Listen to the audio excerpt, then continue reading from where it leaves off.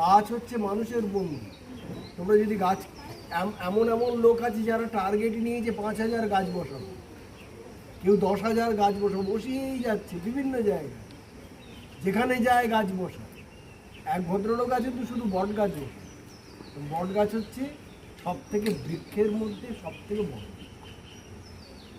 প্রচুর প্রচুর ছায়া দেয় মানুষকে, তেমনি প্রচুর অক্সিজেন দেয়।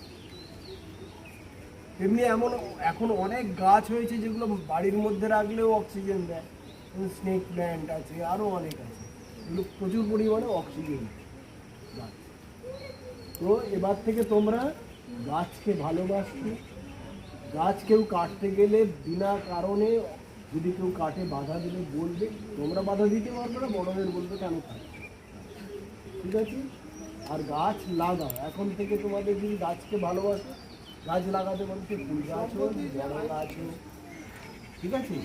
ফুল গাছকে ভালোবাসো। এই যে তোমরা মাঝে মধ্যেই ফুল ছেড়ো, ডাল ভাঙো, এগুলো তো ঠিক না। ফুল গাছেই ভালো, গাছকে দেখতে তো সুন্দর না। গাছকে ভেঙে দেওয়া, ডালটা তোমার হাত যদি একটা লটকে দিই ভালো লাগবে? গাছে তো প্রাণ আছে, এ তো লাগে।